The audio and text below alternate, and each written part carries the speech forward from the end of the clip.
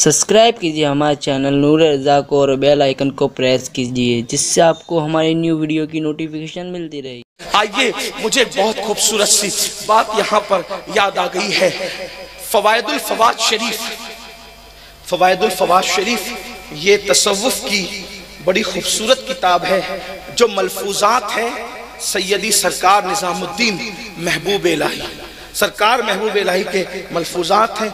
اس میں ایک حدیث نقل کی گئی ہے، روایت نقل کی گئی ہے جس کا مفہوم میں پیش کر رہا ہوں کہ وہ مفہوم یہ ہے، سرکار محبوب الہی نے بابا فرید سے اس کو نقل کیا ہے کہ ایک مرتبہ اللہ کے رسول صلی اللہ علیہ وآلہ وسلم نے اماں عائشہ پاک سے فرمایا، عائشہ آج تم نے ہمارا دل اتنا خوش کر دیا ہے کہ تم ہم سے جو طلب کرو ہم تمہیں عطا کر دیں گے، دے دیں گے۔ تو اماں عائشہ پاک نے سوچا کہ بن مانگے اتنا نوازا ہے حضور نے اور آج کہہ رہے ہیں کہ جو مانگو گی ہم تمہیں عطا کر دیں گے۔ تو اس وقت اماں عائشہ پاک نے سوچا اس کا فائدہ اٹھا کر ایسی چیز مانگنا چاہیے جس سے بہت زیادہ فائدہ ہو۔ تو آپ نے کہا حضور مجھے تھوڑا وقت عطا فرمائے تاکہ میں غور کر لوں، اور آپ نے سیدنا صدیق اکبر جو ان کے والد تھے ان سے مشورہ کیا۔ بن مانگے سب کچھ عطا کرنے والا رسول آج کہتا ہے کہ جو مانگو عطا کریں گے۔ بن مانگے کیا کیا دیا آپ اتنا سن لے، صرف کیا کیا دیا۔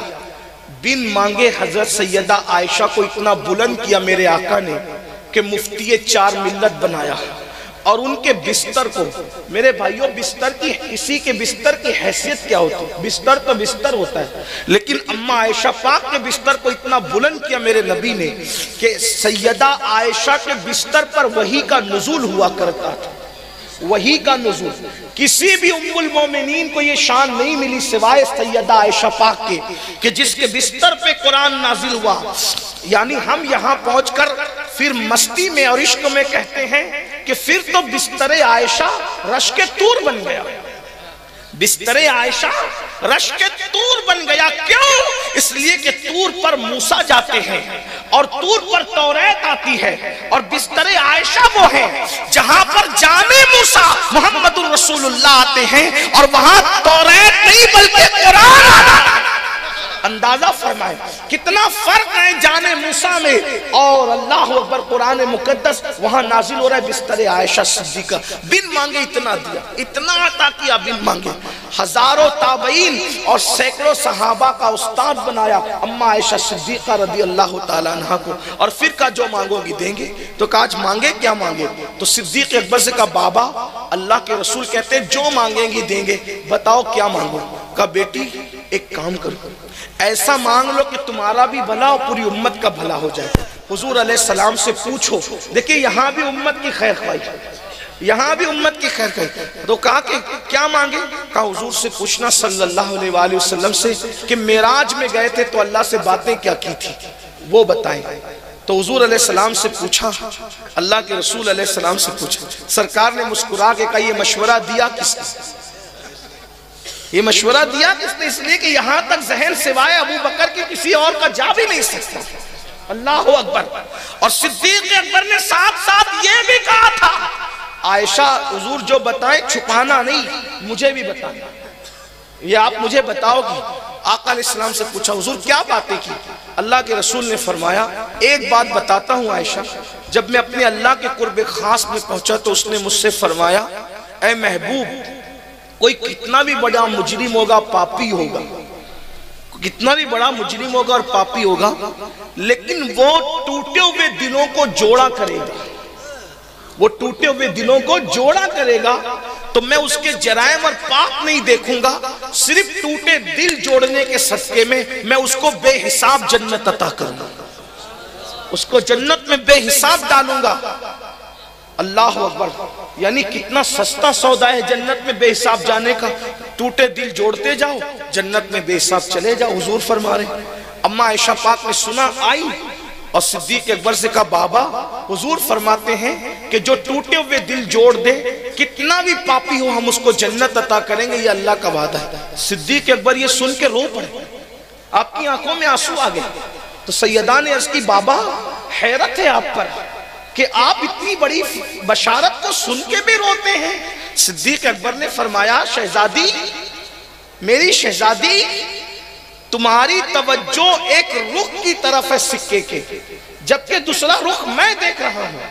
جب یہ فرمایا کہ بڑے سے بڑا پاپی بھی اگر ٹوٹا دل جوڑ دے تو اس کو بے حساب جنت ملے گی، تو کیا اس کا یہ نہیں مطلب نکلتا ہے کہ پھر کتنا بھی نیک اور پرہیزگار ہو، اگر وہ کسی کا دل توڑ دے تو وہ بھی تو جہنم میں جا سکتا ہے؟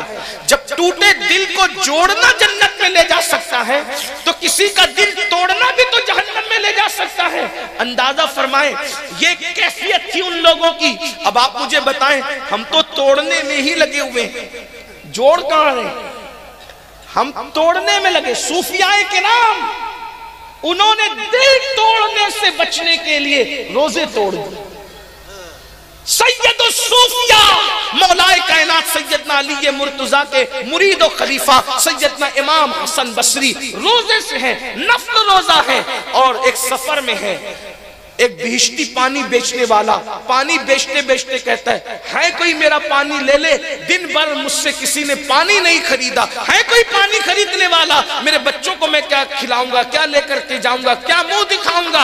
امام حسن بصری نے سکے نکالے، پانی دیا، پانی لیا، بیٹھ کے پینا شروع کیا۔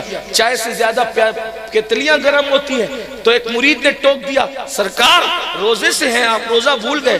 فرمایا اللہ تجھ پہ رحم کرے، یاد ہے مجھے روزہ، میرا روزہ مجھے یاد ہے۔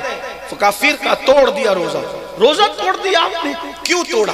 ارشاد فرمایا نفل روزہ ہے، آج اس کو توڑ دیا، کل اس کی قضا کر لیں گے، لیکن اس مسلمان کا دل ٹوٹ جاتا تو اس کی قضا میں کب کرتے؟ روزہ توڑ دینے کی تو قضا ہے، دل توڑنے کی قضا کہاں سے لاتا؟ یہ بزرگوں کی فکر تھی۔ حضرت سیدنا ابو دردہ رضی اللہ تعالیٰ عنہ فرماتے ہیں کہ ہم لوگوں نے حضور کے ہاتھ پہ جو بیعت کی تھی، وہ ایمان لانے کے بعد، شرک سے بچنے کے بعد، بدکاری سے بچنے کے بعد، مسلمانوں کی خیر خواہی کے حوالے سے ہم نے بیعت کی تھی کہ ہم ہر مسلمان کی خیر خواہی کریں گے۔ اور اللہ اکبر، ابو دردہ کی اہلیہ سیدہ ام دردہ فرماتی ہیں کہ ہم نے اللہ کے رسول علیہ السلام سے سنا کہ اگر تم کسی کو کچھ نہیں دے سکتے، کم سے کم مسلمانوں کے پیٹھ پیچھے دعا کیا کرو۔ ہم تو بد دعائیں کرنے میں لگے، ہم تو برا چاہنے میں لگے ہیں۔ مسلمانوں کسی مسلمان کے پیٹھ کے پیچھے دعا کرنے کی برکت کیا ہے؟ ام دردہ فرماتی ہے کہ جب تم کسی مسلمان کی پیٹھ کے پیچھے اس کے لیے دعا کرتے ہو تو اللہ ایک فرشتہ تم پر موکل کر دیتا ہے، ایک فرشتہ تم پر جو ہے اللہ اکبر اس کو مقرر کر دیتا ہے۔ اور جب تم کسی کو کہتے اللہ فلاں کو یہ عطا کر دے تو تم کسی مسلمان کے لیے مانگتے ہو، مگر وہ فرشتہ وہی نعمت تمہارے لیے مانگتا ہے۔ جب تک تم مسلمان کے پیٹھ پیچھے اس کے لیے دعا کرتے ہو، وہ معصوم فرشتہ تمہارے لیے وہی دعا کو لوٹاتا ہے۔ اب بتاؤ، وہ معصوم کی دعا اور ہم گنہگار کی دعا۔ پھر میرے آقا علیہ السلام کا ایک قول بیان کیا گیا کہ کسی مسلمان کے پیٹھ کے پیچھے دعا کرنا، ایک اس کی دعا کو وہی تاثیر عطا کرتا ہے جو عرفات کے میدان میں حاجی کی دعا کو اللہ تاثیر عطا کرتا ہے۔ آپ دیکھو نا بھائیو، کتنی نفرتوں کا ماحول ہے۔ اقبال نے کہا تھا کہ یوں تو مرزا بھی ہو، سید بھی ہو، افغان بھی ہو، تم سبھی کچھ ہو، بتاؤ کہ مسلمان بھی ہو۔